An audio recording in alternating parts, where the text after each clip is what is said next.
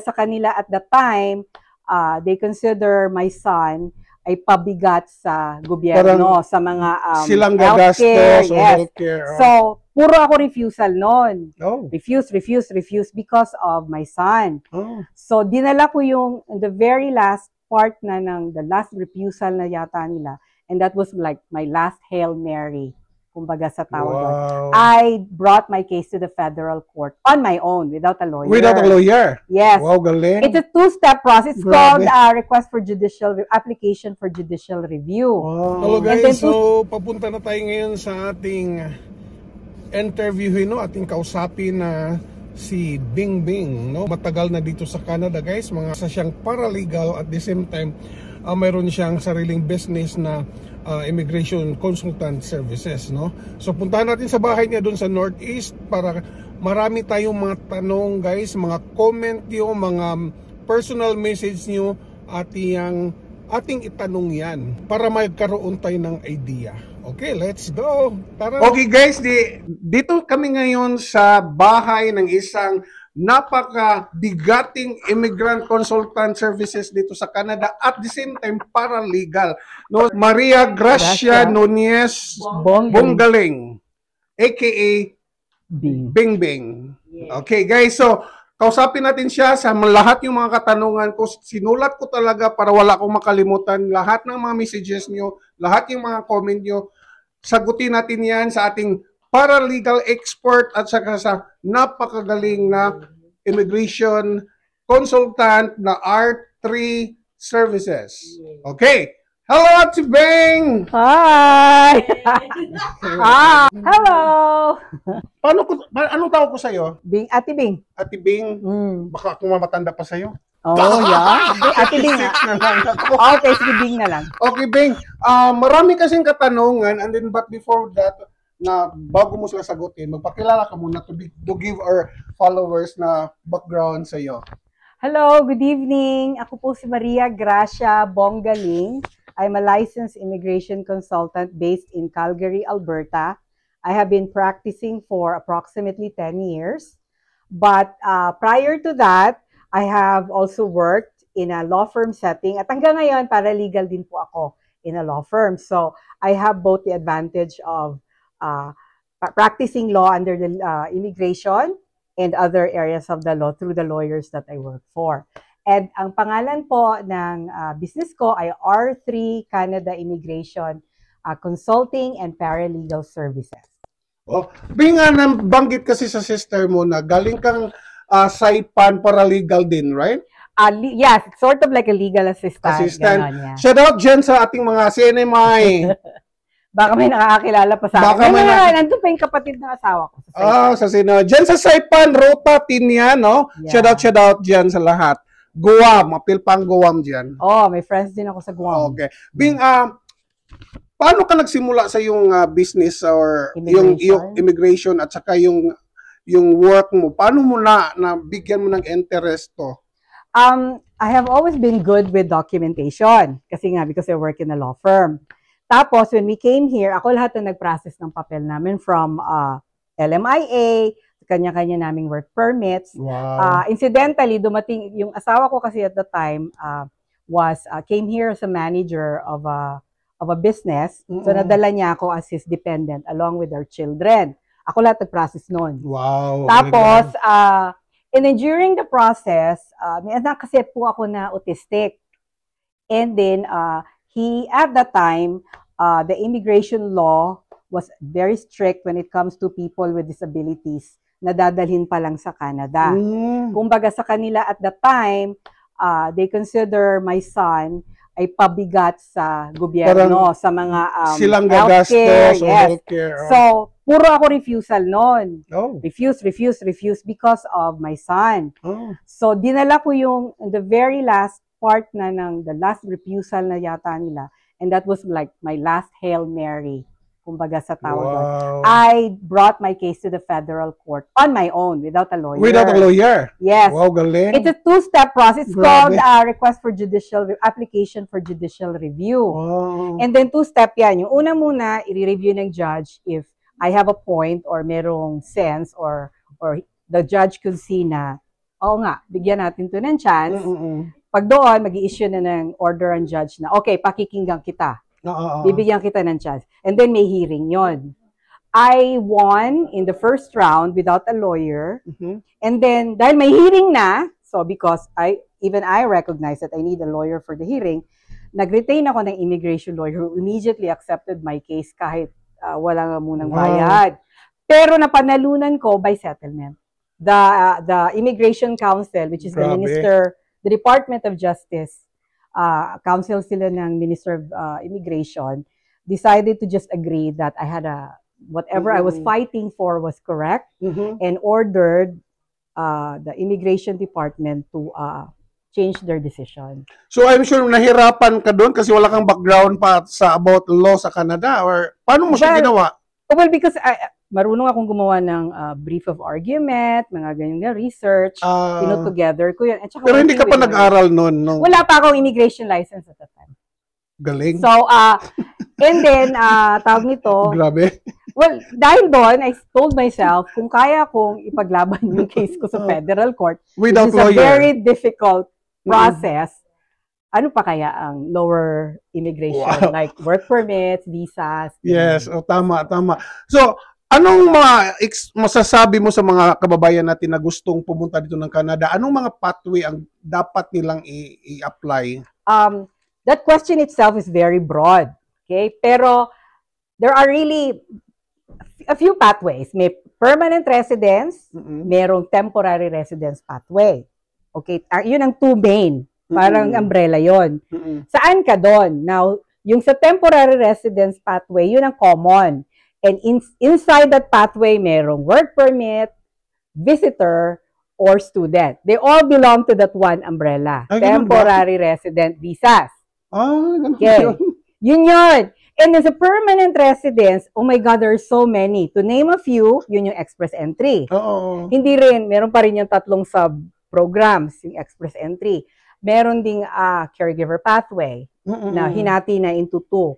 Home support worker or home child care provider pilot. Yung mga home child, yung mga nani. But, pareho yung caregiver. Pareho lang siya. Okay. Pero, the other one, the home support worker program, para po yun sa mga mag-aalaga ng mga may sakit. Like my son who has a disability, ganon. Or mga elderly na may mga sakit na they need help in their daily living. Yun ang that type of caregiver. Meron na rin caregiver, sinaparate naman nila yung sa children. Yun yung, pero pareho siyang umbrella pero hinati nila.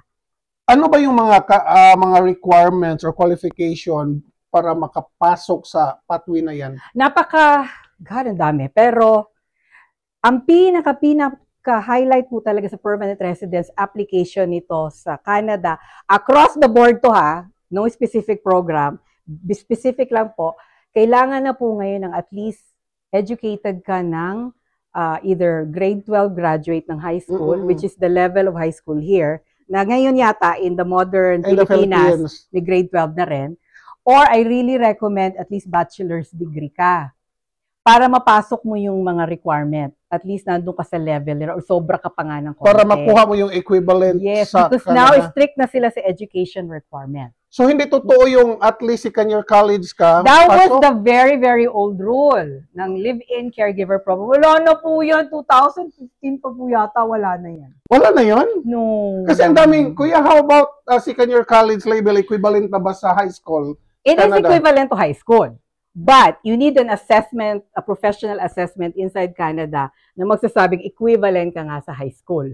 Okay. Okay? Then you may have a chance on a particular program. Hindi sa caregiver, sorry. Caregiver program itself requires na meron kang 1-year Canadian post-secondary level, meaning college ng Canada, na kahit 1 taon. Ano yun dito sa Pinas? Ano yan sa Pinas? At least bachelor's degree. Wow. Yeah. So hindi ka na pwede mag-apply ng caregiver kung... Very strict sila ngayon sa caregiver. Oh, ganun ba? They want educated, they want experience, they want somebody who can speak English. So English test is very important. So anong mga klaseng English test na i-proof na qualified? They only accept IELTS and CELPIP. IELTS and Parang meron silang ilalabas sa isa or nailabas sa isa, but the name is not in my head yet kasi bagong-bago lang.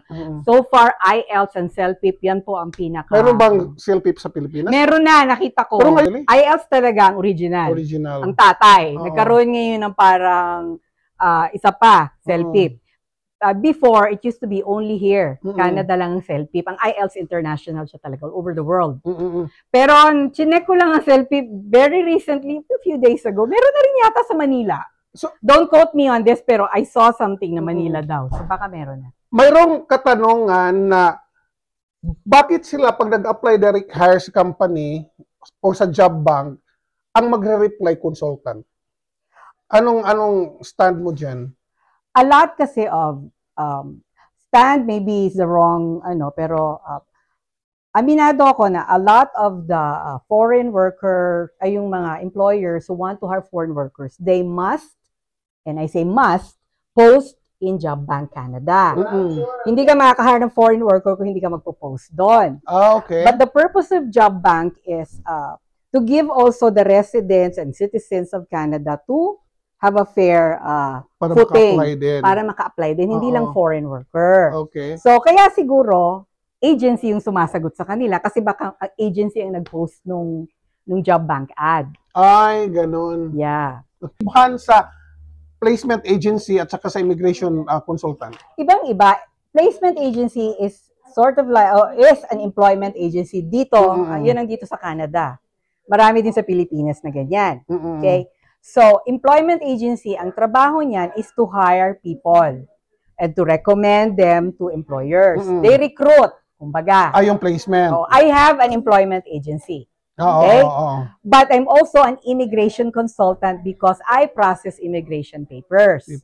We are required po as consultants na kung magpa-process po kami ng LMIA, that sort of falls under the rule of the umbrella of recruitment.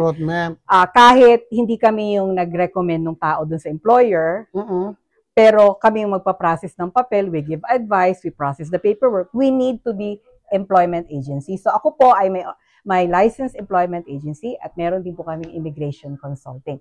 Magkaiba yung dalawang yon, but can be combined, but separate license po yon. Isingit ko lang tong tanong, mayroon kasing nag-comment before na wala na daw, formality na lang daw yung job bank dahil yung mga employer ay sinakop na daw sa mga consultant. Parang kinuha na nila yung mga position. How is it true? That's actually a very, very not good. Kung tutunay man po yan, kasi hindi ako, pero I do hear stories like that. Ang job bank po ay hindi po yan, that's not a private company, that's federal. Okay? Pagmamayari po yan ng Canadian government. Government talaga. It's their own form of platform for jobs. Employers can post, workers can post their resumes, and then, hindi niyo po siguro to alam, the job bank has a feature na ima-match nila yung kung sino yung nag-post ng resume or ikaw, sample, nag-post ka, nurse ka, ganito po ang qualifications ko. Ngayon, employer may nag-post ng opening. Ima-match nila yon, magkakaroon ngayon ng job match na sinasabi while the ad is running. Ganun mo yun? Pag nag-match yon, ng at least 2 stars and above, obligado po yung employer na nag-post na imbitahan yung kung sino man yung taong yan, everything is confidential, imbitahan yung kung sino may nag-match na mag-apply dun sa position. It's not an automatic thing. That's a misconception po. At hindi po yung totoo na kinuha na ng employer. Mga consultant daw. I think formality na lang daw ang job bank. Well, no, I won't say that. Magagalit ang gobyerno po ng Canada pag sinabi yan. It's a requirement pag po gusto ng employer na mag-hire ng foreign worker. Kailangan po talagang mag-post sa job bank. Pag hindi po sila nag-post sa job bank, hindi po ma-approve ang LMIA. Nag-post siya regarding na binibinta ang mga LMIA ngayon, 20,000. Okay, God. Ako po kasi ay may prinsipyo na I do not want to criticize my colleague in the industry, but I have heard of that. Okay.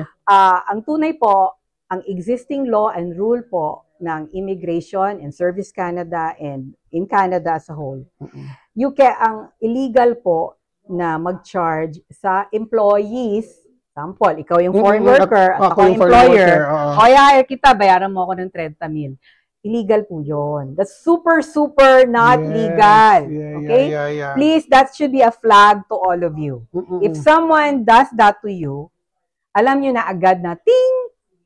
Parang it's not illegal it's not, talaga. The job might be legitimate, dahil may naririnig na rin po akong ganyan, na talagang may job opening, pero para ka ma-prioritize na i-hire, you pay the consultant, maybe the employer, some money, para makuha ka. And ako po, alam ko, marami po tayo, mga kapwa Pilipino na gusto po talaga magpunta sa Canada. Parang and I understand. Ginagrab na lang yung... Kahit kami, nagpunta po kami ng Canada for better life. Kasi yung iba kasi parang, bahala na, kahit 25,000 para lang makapunta ng Canada, mabawi lang naman yan. Yes, diba? pero napakalaki pong risk.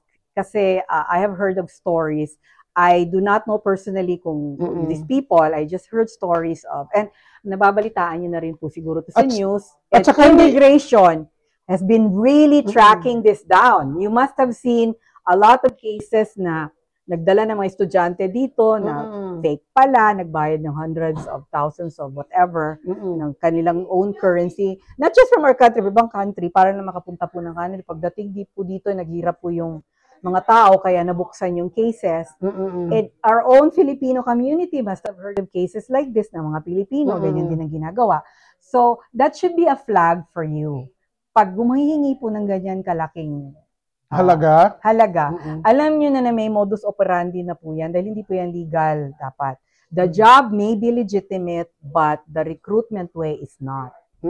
Anong assurance na ma-PR pag makapunta na dito as temporary foreign worker? Actually, there is no assurance. Pero ako kasi, I'm only going to respond personally, ha? No. When I get, say, an employer who wants to hire a temporary foreign worker for a particular position, tinatanong ko muna yung employer how niya na-determine na qualified itong taong to. And that's when I come as an immigration consultant, not as an employment agency, okay? Because employers come to me and ask, hey, I want to hire this guy. Is he qualified? And then, show me the resume. And then I would look at the resume, and doon ko nakikita na, okay, parang nakikita ko yung education, nakikita ko yung work experience, nakikita ko lahat dyan. And then sabi ko, well, it looks like that person is qualified, pero pakisabi doon, pag nakikita ko na parang sablay to sa PR, pero pwede sa temporary foreign worker, I do tell whatever I see. I don't keep it a secret. Yes, I do not like, kolektahin ko muna itong perang to, susunod ko nila sabihin, hindi siya pwedeng mag-apply na. No, I really tell the person, okay, I think pwede ka, but in the long run, kung ang long-term goal mo ay maging permanent resident, sablay ka sa education mo, minsan ginaganon ko, or you gotta get IELTS test or English test para malaman natin kung ganon. So, nobody can guarantee that you will become a permanent resident of Canada. Okay? Nobody can guarantee that to you. And anyone who says that, dahil kami pong mga consultants, we're not even allowed to sit right next to an immigration officer in a party. Kasi we cannot be associated with anyone inside immigration. We can communicate with them related to a file, we can talk to them on the phone, pero dapat wala kaming connection sa loob. Okay guys, so napanood niyo yung video natin ito. Ito yung part 1, no, sa ating conversation with Maria Gracia Bungaling, no, sa isang may-ari ng R3 Canada Immigration Consulting and Paralegal Services. So, abangan niyo yung part 2, no? Mayroon tayong mga katanungan diyan, paano paano natin identify yung LMIA na fake, paano natin i-double check yung mga immigration consultant o nagpakilalang immigration consultant dito sa Canada, paano natin o saan natin sila i-double check para malaman natin kung fake ba sila or hindi, or legit ba talaga silang agency dito sa Canada or hindi. At abangan niyo yung part 2 about Q&A. Marami tayong I gathered some comments from the comments box, from personal messages. So, para itanong natin kay Maria Gracia Bungaling, no, isang expert sa immigration and paralegal services.